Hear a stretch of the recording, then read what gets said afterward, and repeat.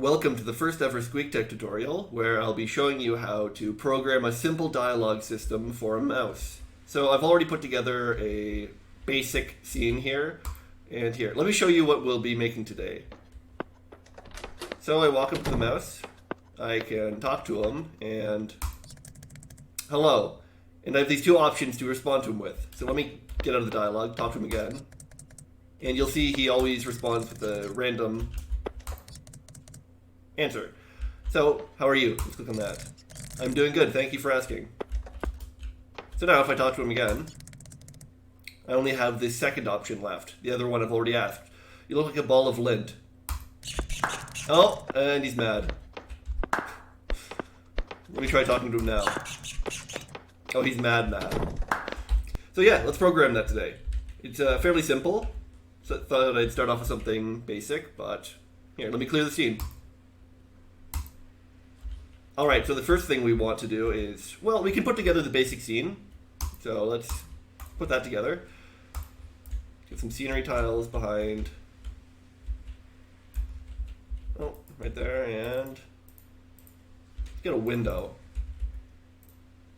Maybe we should separate them by a door. Yeah. So when you're placing down a mouse, the first ever mouse you place down will always be the player. You can see that there. Player entity 0. And after that, every mouse you place down will be an NPC. So now this one will be an NPC. Right now you can see he'll do nothing. That's because we don't have any script attached to him, which we have to program now. Let me customize him first. Let's yeah, that looks good. First name Squeaky, last name Squeakerton. Yeah, that's all we should, yeah. And you can add any items to him, but we'll go look at that later. Here, let me delete that. Alright, so let's program the script. So, here's the old script that I had attached earlier as the example. So let's copy the template, rename that to mouse, and let's open it up. So here is the template for the Squeak script. And yeah, let's just hop right in. So the first thing we want to do is right here. This is the node right here, the start node, that gets called when the mouse is interacted with. There's a lot more, there's a whole, where is it? Let's see. Squeaktech editor. Yeah, I have a whole manual here to go into further detail. I could, yeah. So yeah, that explains it more in detail, but let's just do something basic. So, yeah, this template script alone, when you attach it to the mouse, when you interact with the mouse, all it'll do is say hello. The mouse will say hello, and that's it. But we want to do more than that. Actually, let's just go ahead and attach this now so you can see that. So the first step to exporting this script properly is you're going to want to save it as, where is it? Yeah, text file tab delimited, and save that. So when you're ready to import that into the game, you're going to want to copy that file, because right now this one's open in Excel. You're going to have an error if you try and import that into the game, but well, let's edit this mouse, Squeaky Squeakerton, import script. So now we drag the file in. There it is. So it's loaded into the game. You can see that script loaded. So let's test that. When I talk to him, it should just say hello. Oh, his arms are weird. Yep. But now you can see nothing else. You can't do anything, because obviously the script isn't finished. So F11, exit out of full screen, and let's go back to the script. So, first things first.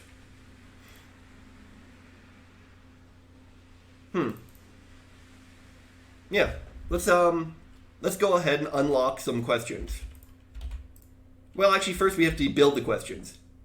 So down here, you'll see there's a list of question nodes. And let's go make a question. So first one, how are you doing? And You look like a ball of lint. So now, if we go here, we can unlock question, or sorry, the command, use the command toggle question, and then set in the index, so index 0, and the second command will be true. So we're setting the question at index 0 to true, which is this question right here. So now that question will be unlocked. And we can do the same in this next command node, so do it for this question here. And then what we'll want to do is use the QQ command, which, oh wait, actually I still want that. We can do the QQ command, which displays all questions that are unlocked. So now let's run this. Let's see what this does. Go in here, we're going to want to delete the old script, copy the new one, go back into the editor, select the mouse, import a new script, and bring in this new one. So let's see what happens now.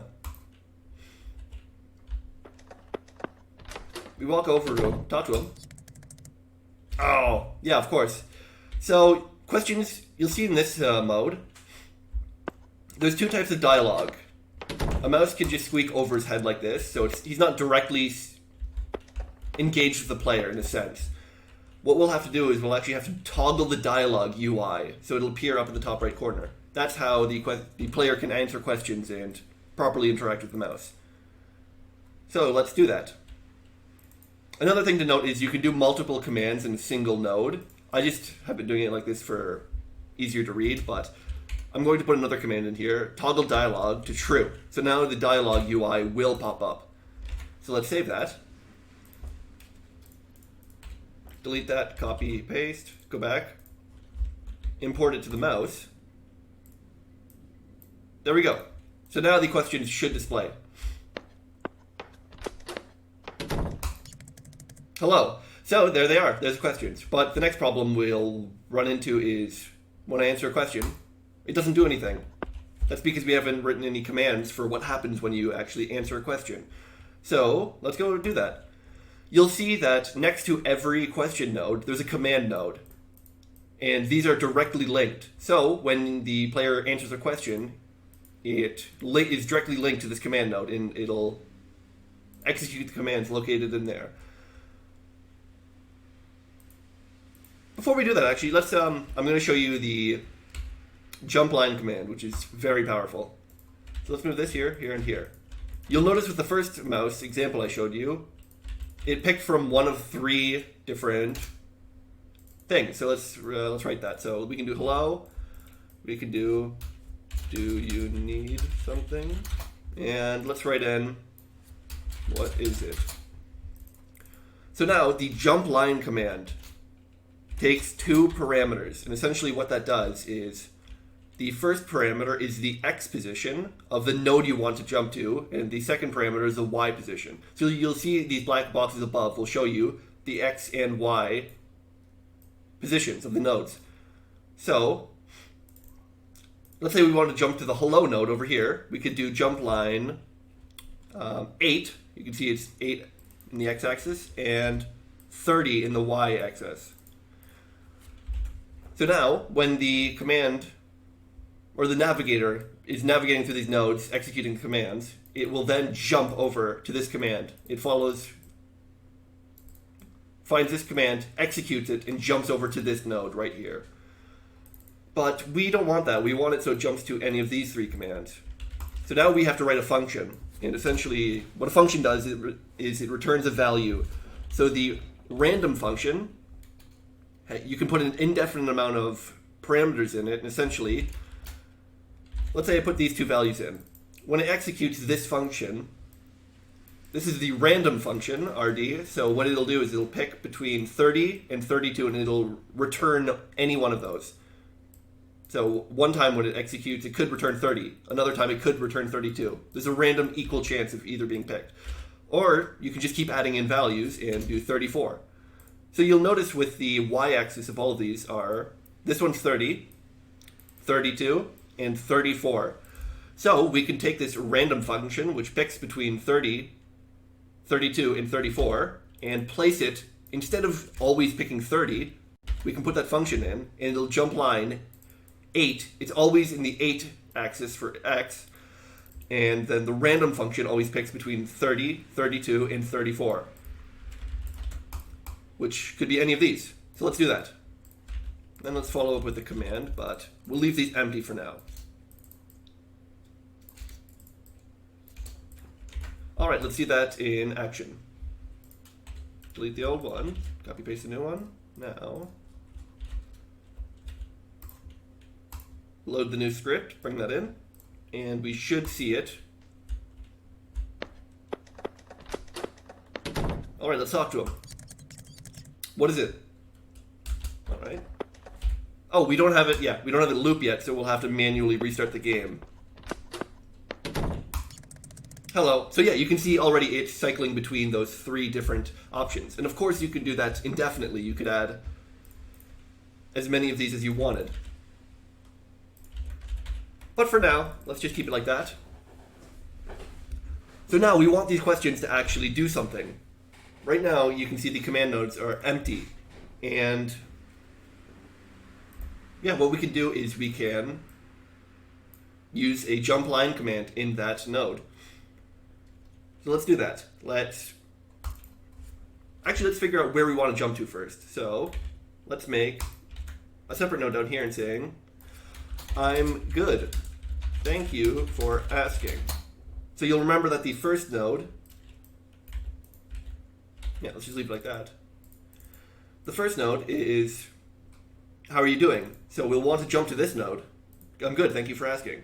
So that's 8, 36. So jump line 8, 36. Well, that's 38. 36. Perfect. So now when this question is answered, it'll hop immediately over here. And for this one, we can do, I'm going to kill you. And we'll do the same over here, but obviously we want to change that. So jump line 8 and 38. So there we go. Let's try that out. Load it back into the Squeaktech editor, click on the mouse, load in a new script, and let's see. So let's talk to him. Hello. All right, how are you doing? I'm doing good, or I'm good, thank you for asking. And there, perfect. So now we have a question properly hooked up. But you'll notice that you can't loop right now. Unlike the first one, I can go back and talk to him again. So let's talk to him. Do you need something? Let's try this one for now. You look like a ball of lint. I'm going to kill you. One thing you'll notice is, in the first example, you can see he got angry and then he attacked me. So he doesn't do that yet, obviously, because we haven't programmed that in. But let's go back to the Squeak script and let's program that in. But first, let's make sure he can properly loop. So when you talk to him, you can't talk to him again, which is a problem. So we're going to want to do the script break command. So, actually, before I do that, the jump line command. Let's just say we want to jump back to the beginning of this. So we could jump back to node 3 and 32, and you'll see it'll continue. One property of the Squeak language is it only ever goes right unless you use a jump line command or if there's a missing node. So it'll keep going here. And then here, yeah, like I explained earlier, it jumps between any of these 3. But once it finishes here, it finds an empty node and it stops executing. So let's try and jump back over here. So jump line 3. Oh. Yeah, jump line 3 and 32. Jump line 3, 32. And we can do that for all of these because you all want them to jump back to the same location. Now, we're going to run into 2 problems here, which I'll explain. So, copy, paste, go back down to the mouse, load a script, and all right, let's try this out. Let's go talk to him. What is it? All right, so this time I'm not going to answer a question. What you can do is you don't actually have to answer a question. You can just skip the dialogue and leave. But you see, the problem is, with the jump line command, you can't leave. It'll just keep jumping back and redoing the code. So we actually have to use a different command, which is similar. What we're going to be using is the script break command. So what this does is it stops the execution of the code. So like I explained earlier, it's navigating through the code, through all these nodes. It jumps to one of these, but with the jump line command, it'll just jump right back to the beginning. It'll restart that process. With the script break command, what it'll do is it will both jump over here, so it's similar to the jump line command, that it'll jump to that position right here, but it also stops executing. So the script just jumps here and then stops executing, and it sits idle until the player talks to the mouse again. And then it'll jump start and start. So let's try that. Script break, and let's do that down here too with these. There. So now all of them can go back to the original. Copy paste, go down. Oh, load the script, and let's test it out. Let's talk to him. What is it? And let's just say skip the dialogue. There we go. So it breaks the script and allows you to go back and interact with them because it jumped back to that position. It's sitting idle at that position now. What is it? So I can do the same, but this time I can answer a question. So I'm going to answer, how are you doing? I'm good, thank you for asking. And now it jumped back out because we used the script break command. And if I talk to him again, do you need something? Now the next problem we run into is you can see the questions, once you ask them, they still appear. So let's solve that next. So now we'll want to go down to the question node, and we're going to want to use another command. So this next command is the ask question command. And similar to the toggle question command, which lets the program know that a question can be displayed, this one lets the software know that the question hasn't been asked yet. So we're going to do question index 0, and the second parameter, we're going to be setting question asked to true. And we're going to do that again for over here. So, how the QQ command works, that displays the questions, is it displays all the questions that are both unlocked. So you can see these are unlocked. The command is run before this one, specifying they're unlocked. And it checks to see if they haven't been asked before. So if we do this,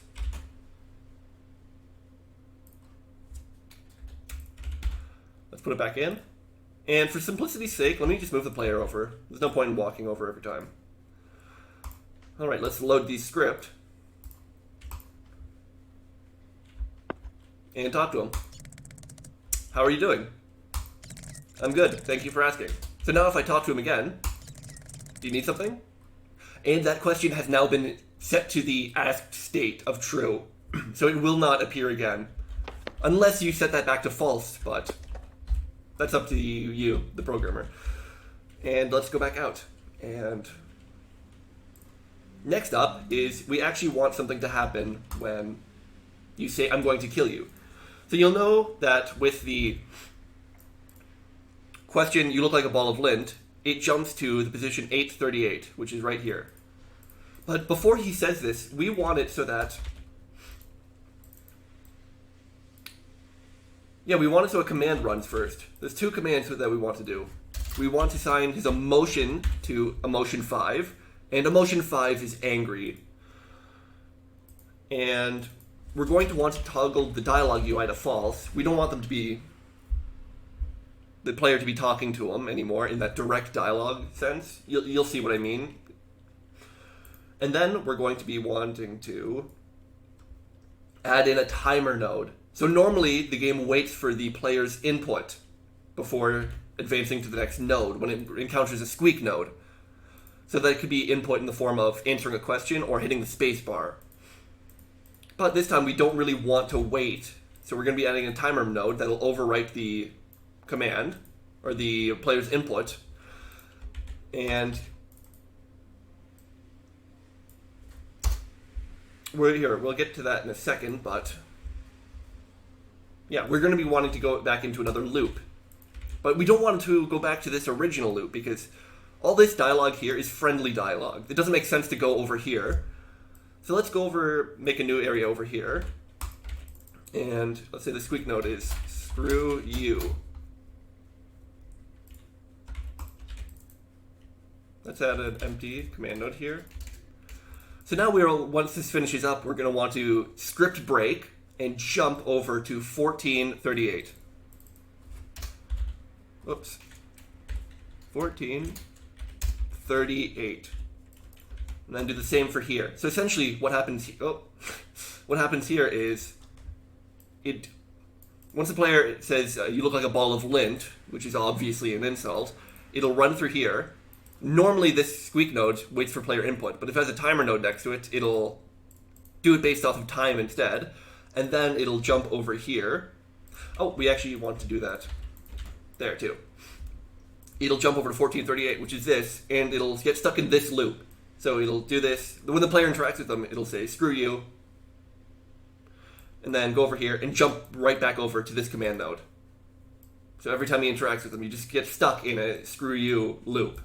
Because he's angry at you, and at this point, he should be attacking you. But he won't be yet. So let's do the same. Copy, paste, go in. Squeaky Squeakerton, let's load the script. And let's test it out. So we'll try everything. Do you need something? How are you doing? I'm doing good, thank you for asking. Let's talk to him again. Do you need something? You look like a ball of lint. I'm going to kill you. And then if we talk to him again, screw you. Screw you. He's stuck in that loop now. You can't get back to that other dialogue. He's angry. Unless, of course, you program something to get out of it, but that's up to you. So, it's not enough that he's just angry. You know, he says he's going to kill you, so let's program that in. So also to this command, we're going to be adding in one more function. The event function. The event function is pretty unique. It's a little advanced, so I won't be going into too much depth, but let's go to the let's go into the manual, Introduction to Squeaktech commands. Let's find the EE function. So yeah, call event. Essentially, there's multiple events you can call, so the first parameter you can put in, if it's 0, you can give an item, 1, remove an item, 2, drop an item, but 3, the one we're interested in, is attack a mouse. So the first parameter would be, 3, because we want this action, this event, attacking a mouse. Then the next parameter is the mouse we want to attack. So let's do that. So event number 3, and the next parameter is the mouse. So this next command I'm going to be doing is the retrieve mouse command. And there's multiple ways to retrieve a mouse. The first one is by its entity index. So entity index 0 would be, let's take a look. You'll notice that every entity has a number next to it. So the player is entity index 0, and this NPC, Squeaky Squeakerton, has an entity index of 1. And the player always has entity index of 0, no matter what happens. So yeah, every mouse you make will have a new entity ID. Another way to reference a mouse is by looking at its tag. So you can see every mouse starts with a tag, right here. And every mouse is a unique tag. So you could, if you wanted to, place in the mouse's tag, and it'll find it that way. And then the last way is by using a variable. So you'll notice here, at the top, there's different variables. This is out of the scope of this tutorial, but you'll notice there's the variable self and the variable player. These get defined in the startup entrance node. But let's just do it by the entity index for now, because we want him to attack the player, and we always know that the player is entity 0, number 0. So let's place that inside. So now, the event, number 3, which is attack mouse, that's the first parameter, and the second parameter is the mouse we want to attack, which is retrieving entity 0, which is the player. So let's see that in action. Let's go out, copy this, go in and load the new script. Let's talk to him. What is it? You look like a ball of flint. I'm going to kill you. There he is. Let's try and reason with him. Nope, screw you. He's mad. Huh. Alright, so, yeah. There we go. We have a fairly basic mouse. But you can see how you can program him pretty much any way. But let's give him Nagok. 1. Let's give him 7 bullets inside of it. 100 condition, 100 durability. Alright, let's see now.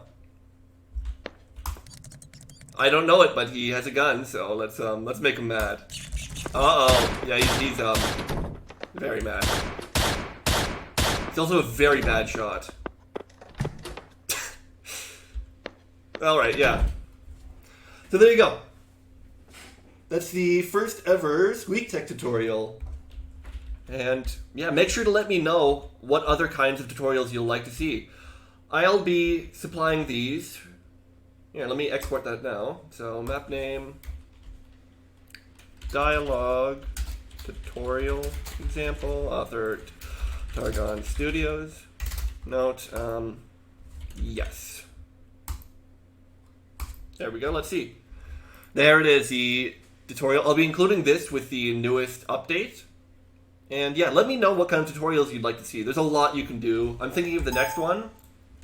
Maybe doing a tutorial on having the mouse react to the player pointing a gun at him. Something like that. Yeah, let me know what you'd like to see. There's a lot that can be done in this. It's pretty cool. Alright. Good luck and happy squeaking.